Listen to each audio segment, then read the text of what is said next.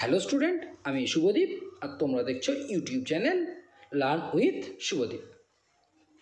তো আজকে আমরা যে বিষয়ে আলোকপাত করব সেটা হচ্ছে বৃদ্ধি, এবং এই বৃদ্ধির পাশাপাশি পরবর্তীতে আমরা আরও যে দুটো টপিক সম্পর্কে জানব সেটা হচ্ছে বিকাশ এবং পরিণমন।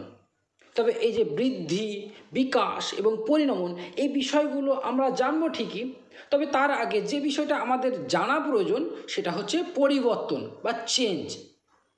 এই চেঞ্জ বা পরিবর্তন সম্পর্কে আমরা কেন জানব? কারণ প্রতিনিয়ত পরিবর্তনের মাধ্যমেই আমাদের বৃদ্ধি, বিকাশ এবং ক্রমে পরিণমন ঘটে থাকে। তো পরিবর্তন কাকে বলছে? পরিবর্তন বলছে কোনো কিছুর বৈশিষ্ট্য, রূপ এবং অবস্থার বদল ঘটা। এবং এই ধারা অনুযায়ী একটি মানব শিশু ক্রমে একটি প্রাপ্তবয়স্ক মানুষে পরিণত হয়, এবং এই পরিবর্তন প্রক্রিয়া মূলত বৃদ্ধি, বিকাশ এবং পরিণমনের মধ্যে দিয়ে ঘটে থাকে। তাই একজন শিক্ষক হিসেবে আমাদের সদা সর্বদা উচিত এই পরিবর্তনের জ্ঞান থাকা। তো এই যে পরিবর্তন মূলত যে তিনটি প্রক্রিয়ার মাধ্যমে ঘটে থাকে সেটা হচ্ছে বৃদ্ধি, বিকাশ এবং পরিণমন। এবং এই বৃদ্ধি, বিকাশ, পরিণমনের মধ্যে দিয়ে আমাদের দৈহিক, মানসিক, সামাজিক, প্রাক্ষবিক, বৌদ্ধিক পরিবর্তন ঘটে থাকে। তো চলো এবার আমরা বৃদ্ধি সম্পর্কে জেনে নিই। তো বৃদ্ধি কি? বৃদ্ধি হচ্ছে দৈহিক পরিবর্তন যা পরিমাপযোগ্য, অর্থাৎ বৃদ্ধিকে আমরা পরিমাপ করতে পারছি। অর্থাৎ বৃদ্ধি শারীরবৃত্তীয় ও কাঠামোগত পরিবর্তন যা একটি নির্দিষ্ট সময় পর্যন্ত ঘটে থাকে ও একটা পর্যায়ে তা বন্ধ হয়ে যায়। এবং বৃদ্ধি মূলত ওজন, উচ্চতা, আকৃতির পরিবর্তন। তাহলে বৃদ্ধি কি? বৃদ্ধি মূলত ওজন, উচ্চতা এবং আকৃতির পরিবর্তন। এর পাশাপাশি আর কি? বৃদ্ধি শারীরবৃত্তীয় ও কাঠামোগত পরিবর্তন। তো এই বৃদ্ধির সংজ্ঞা সম্পর্কে তো আমরা জানলাম এতক্ষণ পর্যন্ত।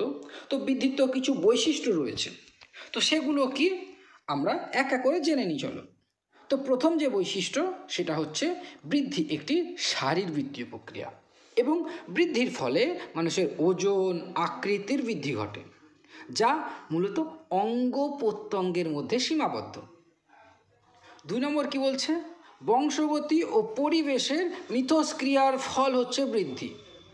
তাই আমরা বৃদ্ধির ওপর বংশগতির প্রভাব পরিলক্ষিত হয় বা প্রভাব লক্ষ্য করি।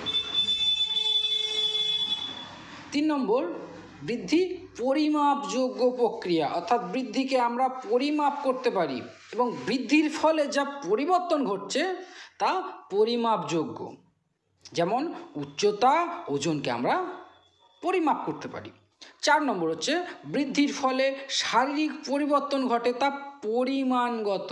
অর্থাৎ বৃদ্ধির ফলে আমাদের যে শারীরিক পরিবর্তন ঘটছে তা আমরা পরিমাণগত, তার পরিমাণকে আমরা বুঝতে পারি, যেমন মোটা এবং পাতলা। 5 নম্বর হচ্ছে বৃদ্ধি কাঠামোগত পরিবর্তন। বৃদ্ধি একটি স্ট্রাকচারাল চেঞ্জ, যেমন লম্বা এবং বেটে। 6 নম্বর হচ্ছে বৃদ্ধি একটি সময় কেন্দ্রিক প্রক্রিয়া, অর্থাৎ একটি নির্দিষ্ট সময় পর্যন্ত বৃদ্ধি ঘটে থাকে এবং একটা পর্যায়ে তা ক্রমে বন্ধ হয়ে যায়। 7 নম্বর হচ্ছে বৃদ্ধি অনুশীলন সাপেক্ষ প্রক্রিয়া, অর্থাৎ বৃদ্ধিকে আমরা অনুশীলনের মাধ্যমে ত্বরান্বিত করতে পারি। 8 নম্বর বলছে বৃদ্ধি সমাহার বজায় থাকে, অর্থাৎ বৃদ্ধির ক্ষেত্রে যে এগিয়ে থাকছে সে সারা জীবনব্যাপী এগিয়ে থাকে। 9 নম্বর বলছে বিভিন্ন বয়সে বৃদ্ধির হার বিভিন্ন রকমের হয়, কখনো বেশি কখনো কম, এই রকম হারে চলতে থাকে বৃদ্ধি। তো চলো এবার বৃদ্ধির হার কি সেটা জেনে নিই। বৃদ্ধির হার, কোন বয়সে বৃদ্ধির হার কেমন সেটা জেনে নেওয়ার চেষ্টা করি। তো জন্ম থেকে 2 বা 2.5 বছর পর্যন্ত বৃদ্ধির হার খুব বেশি। 2.5 বছর থেকে বয়ঃসন্ধির 2 বছর আগে পর্যন্ত বৃদ্ধির হার কম বা হ্রাস ঘটছে। বয়ঃসন্ধির পূর্বে, অর্থাৎ যে 2 বছর বয়ঃসন্ধির পূর্বে যে 2 বছর বাকি ছিল সেই 2 বছরের বৃদ্ধির হার দুটো হচ্ছে। এবং বয়ঃসন্ধির পর অর্থাৎ বয়ঃসন্ধি পরিপূর্ণ হওয়ার পরে বৃদ্ধির হার ক্রমশ হ্রাস পেতে থাকে এবং একটা পর্যায়ে তা বন্ধ হয়ে যায়। তো এতক্ষণ আমরা বৃদ্ধির হার সম্পর্কে জানলাম, কিন্তু এই যে বৃদ্ধির হার, এই বৃদ্ধির হারকে আমরা যেভাবে পরিমাপ করি বা যে পদ্ধতিতে পরিমাপ করি সেটা হচ্ছে লংজিটিউডিনাল টেকনিক বা লম্ব অধ্যয়ন পদ্ধতি। অনেকে এটাকে উল্লম্ব কেস স্টাডিও বলে থাকেন। এই লম্ব অধ্যয়ন পদ্ধতি বা লংজিটিউডিনাল টেকনিক, এই টেকনিকের প্রবক্তা হলেন এইচ.ভি. মেরেডিথ।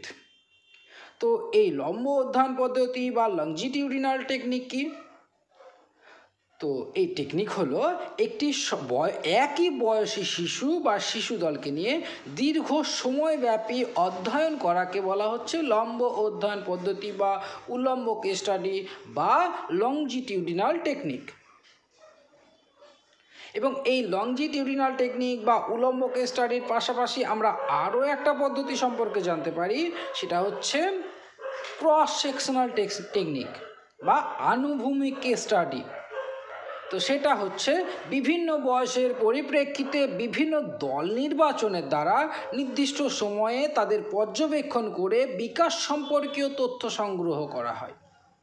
অর্থাৎ এই ক্রস সেকশনাল টেকনিক অনুযায়ী বিভিন্ন বয়সের পরিপ্রেক্ষিতে বিভিন্ন দল নির্বাচন করা হয় এবং একটি নির্দিষ্ট সময় তাদের পর্যবেক্ষণ করে বিকাশ সম্পর্কীয় তথ্য সংগ্রহ করা হয়। তো বৃদ্ধির ক্ষেত্রে একজন শিক্ষক হিসেবে আমাদের কি করণীয়? তো একজন শিক্ষক হিসেবে আমরা যা করতে পারি তা হচ্ছে বৃদ্ধির হার অনুযায়ী শ্রেণীকক্ষ সাজাতে পারি। অর্থাৎ যাদের বৃদ্ধির হার তুলনামূলক কম তাদেরকে সামনের দিকে বসালাম এবং বৃদ্ধির হার তুলনামূলক যাদের বেশি তাদের ক্রমশ পেছনের দিকে বসালাম, সেভাবে শ্রেণীকক্ষ সাজাতে পারি।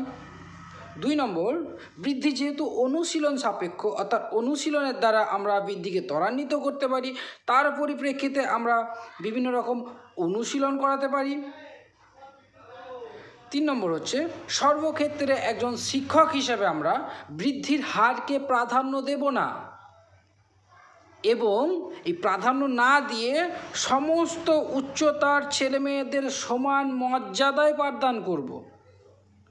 তাহলে আজকে আমরা এতক্ষণ পর্যন্ত বৃদ্ধির বৈশিষ্ট্য, বৃদ্ধির হার, একজন শিক্ষক হিসেবে কী করণীয়, উল্লম্ব কেস স্টাডি এবং আনুভূমিক কেস স্টাডি সম্পর্কে জেনে গেলাম। তাহলে আজকে এতটুকুই থাক।